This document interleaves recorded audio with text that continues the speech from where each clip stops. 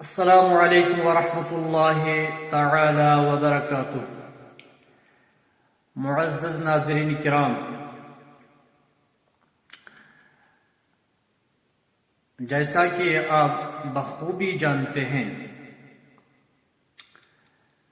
اس وقت ہمارا معاشرہ جس دلدل میں پھنسا ہوا ہے وہ ہے نکاحوں میں اسراف کیا جاتا ہے، اور موجودہ دور کے مسلمان لڑکے اور لڑکیاں نکاح میں تاخیر کرتے ہیں۔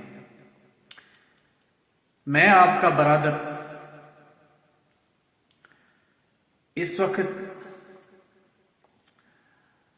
فضائل نکاح کے حوالے سے کچھ عرض کرنا چاہتا ہوں۔ رسول اللہ صلی اللہ تعالی علیہ وسلم نے فرمایا، النکاح من سنتی فمن رغب عن سنتی فلیس منی۔ رسول اللہ صلی اللہ تعالی علیہ وسلم فرماتے ہیں، جو یہ نکاح ہے یہ میرا محبوب ترین سنت ہے، کیونکہ آپ لوگ بخوبی جانتے ہیں پیغمبر کریم صلی اللہ تعالی علیہ وسلم کے نکاح میں 11 ازواج مطہرات تھے۔ مورخین اور سیرت نگار نے یہ بھی لکھا ہے، ایٹ اے ٹائم 9 جو نکاح تھے وہ ایٹ اے ٹائم محمد رسول اللہ صلی اللہ تعالی علیہ وسلم کی ذات کے ساتھ منسلک تھے۔ تو لیکن میں آپ سے یہ چیز عرض کرنا چاہتا ہوں، یہ نکاح ہے کیا؟ فلسفہ نکاح ہے کیا؟ نکاح یہ ہے کہ جس طرح انسان کھانا کھاتا ہے، پانی پیتا ہے،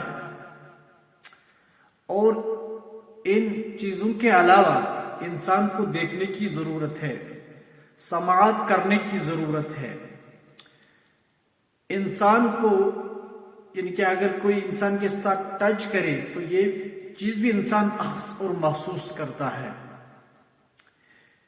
الغرض کی جس طرح انسان کو کھانا اور پینا ضرورت ہے، اس کے بغیر انسان دنیا میں سیٹل رہ نہیں سکتا ہے یا زندہ نہیں رہ سکتا ہے، تو کھانے کی جتنی ضرورت ہے اسی طرح انسان کے اندر اللہ رب العزت نے ایک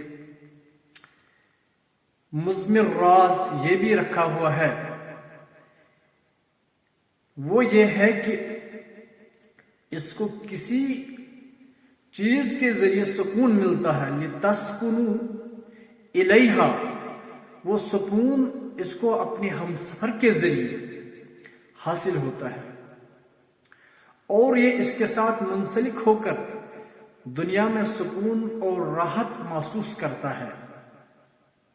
جس طرح کھانا ضروری ہے، اس طرح اس کی زندگی میں سیکچول پارٹ جو ہے یہ اپنی اہلیہ محترمہ کے ساتھ اپنے دلی جذبات اور اپنے ذہن کے خیالات شیئر کرتا ہے۔ لیکن بدقسمتی سے ہمارا معاشرہ آج کل یہاں گناہ سستا ہو چکا ہے، اور بڑے افسوس سے کہنا پڑتا ہے نکاح بہت ہی مہنگا ہو چکا ہے۔ ہمارے معاشرے میں نکاح بہت ہی مہنگائی کے اوپر چڑھ چکا ہے۔ اس کی وجہ کیا ہے؟ دراصل وجہ یہ ہے، جو مبارک طریقہ تھا محمد رسول اللہ صلی اللہ تعالی علیہ وسلم کا، وہ ہم نے فراموش کیا ہے۔ ہم تو سبھی زبان کے دعویدار ہیں، زبان چلانے والے ہیں، لیکن ہماری اندر جو گفتار اور کردار ہمارے اندر ہونا چاہیے وہ ہم سے شاید کہیں کوسوں دور نظر آ رہا ہے۔ لہذا میرے بھائیوں، ہمارا نکاح بالکل عام اور کامن سادہ ترین ہونا چاہیے. زیادہ رسومات، حد سے زیادہ زیورات استعمال کرنا، حد سے زیادہ رسومات، حد سے زیادہ کھانے کے پکوان بنوانا.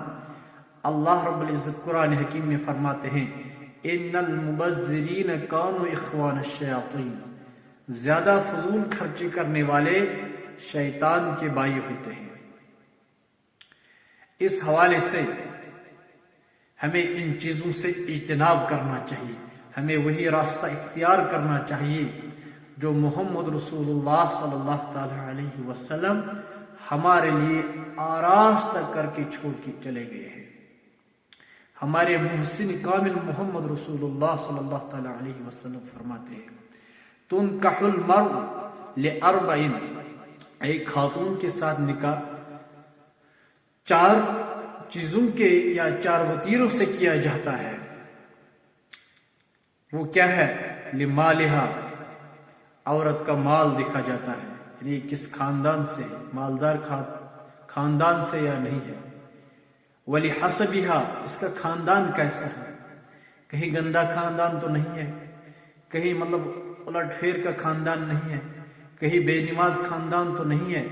لڑکا یہ دیکھتا ہے کیا یہ باشعور خاندان ہے کہ نہیں ہے، کیا یہ صالح خاندان ہے کہ نہیں ہے، کیا یہ بچی صالح ہے کہ نہیں ہے، کہیں یہ آج کل کے دور میں کہیں فون کے چکر میں تو نہیں پڑی ہوئی ہے.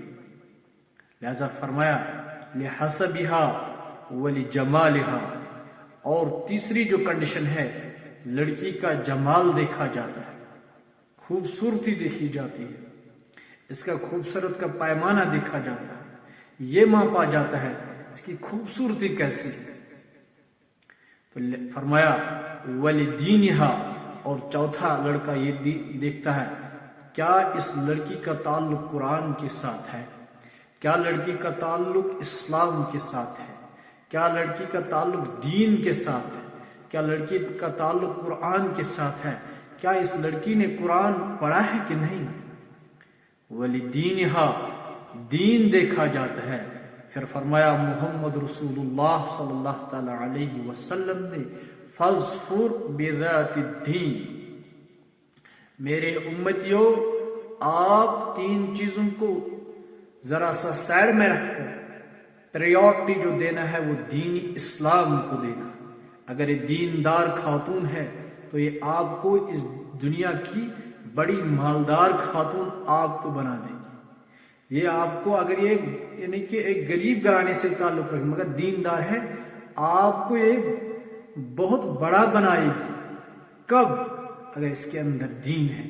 دین کے وسیلے سے یہ سمجھ پائے گی میرے اوپر شوہر کے کون کون سے حق ہے، اور شوہر اگر دیندار ہے تو یہ سمجھ یہ پائے گا میرے اہلیہ کے میرے اوپر کون کون سے حق ہے.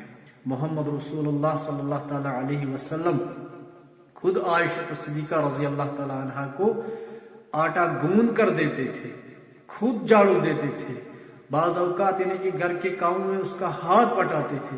تو دیندار ہی یہ کچھ سمجھ سکتا ہے. لیکن آج کل یا تو بڑے مکانوں کو رشتہ دیتے ہیں یا بڑی حویلی یا گاڑیوں کو نکاح دیتے ہیں، تو پھر چند مہینوں کے اندر ہی وہ رشتہ الٹ پلٹ ہو جاتا ہے. وہ لوگ دین کو نہیں دیکھتے ہیں. لیکن میرے بھائیوں اور میرے بہنوں، میرے عزیز ساتھیوں، ہمیں اس وقت دین کو ترجیح دینی ہے، دین کے کاموں کا ہمیں فالو کرنا ہے. لہذا فرمایا النکاح من سنتی فمن لم يعمل بسنتی فلیس منی. نکاح میرا عظیم الشان سنت ہے، اور فمن يعمل بسنتی، جس نے اس سنت پہ عمل نہیں کیا، فرمایا محمد رسول اللہ صلی اللہ تعالی علیہ وسلم نے فلیس منی، وہ مجھ میں سے نہیں ہے، اس سے میری ذات کے ساتھ کوئی تعلق نہیں ہے. لہذا ہمیں نکاح کو عام فہم میں کرنا چاہیے. اور فرمایا محمد رسول اللہ صلی اللہ علیہ وسلم نے 3 چیزوں کو زیادہ جلدی کرو. اگر کوئی مر جائے تو اس کو دفنانے کی تیاری جلدی کرو. اگر نماز کا وقت ہے تو ادا کرنے کی جلدی تیاری کرو. اور اگر کوئی آپ کی بالغ لڑکی ہے، 12 سال سے زیادہ، ترمذی کی روایت ہے زیادہ ہو چکی ہے، تو اس کی نکاح کی ढूंढنے کی تیاری کرو. ہمارا معاشرہ کہتا ہے ابھی یہ کچھ کماتی نہیں ہے, لڑکا ابھی کچھ یہ چھوٹا ہی ہے. اور پھر میرے بھائیوں اور ان ماں باپ سے میں کہتا ہوں پھر آپ کا لڑکا کب بڑا ہوگا؟ یہ 35 کا ہو چکا ہے, اب شاید اس کو 25 ہی سال اس دنیا میں گزارنے ہیں. پھر کیا وہ کھاد اس کے ذریعے سے بچہ پیدا ہوں گے, وہ بچوں کو پالے گا, اس کی بیوی بھی دوسری طرف سے بوڑھا ہو چکی ہے. فرمایا محمد رسول اللہ صلی اللہ علیہ وسلم نے میری امت کی جو عمر ہوگی وہ 60 سے 70 تک اینڈ ہوگی. یہاں کیا آج کل کیا کچھ معاشرہ ہے, لڑکا 35 36 29 اور کیا ہوتے ہیں 39 تک عمر پہنچ جاتی ہے. ماں باپ کہتے ہیں ابھی بیٹا چھوٹا ہی ہے. نہیں, یہ ہماری غلط فہمی ہے. میں نے پہلے ہی عرض کیا ہے وہی طریقہ کار اختیار کرنا چاہیے جو محمد رسول اللہ صلی اللہ تعالی علیہ وسلم اس دنیا میں ہمیں واگزار کر کے چلے گئے ہیں. اور درود السلام ہو محمد رسول اللہ صلی اللہ تعالی علیہ وسلم پہ. اور دوسرا حدیث محمد رسول اللہ صلی اللہ علیہ وسلم نے فرمایا اعلنوا ھذا النکاح, نکاح کا اعلان کرو اور اس طریقے سے پورے اپنے پریوار کو, اپنے رشتہ داروں کو یہ دعوت دو اور یہ اعلان کرو کہ ہمارے بچی کا یا ہمارے بچے کا نکاح ہو رہا ہے. اس وقت آپ کھجورے اور مٹھائی بانٹ سکتے ہیں, لیکن آسان اور نرم طریقے سے, کوئی اس میں بہت بھیڑ باڑ والا یا ڈیکوریشن والا سسٹم نہیں ہونا چاہیے, بالکل نرم طریقے سے ہونا چاہیے. اس میں اللہ کی ذات بھی راضی ہم سے ہوگی اور محمد رسول اللہ صلی اللہ علیہ وسلم بھی ہم سے انشاءاللہ المستعان راضی ہوں گے. وما علینا الا البلاغ.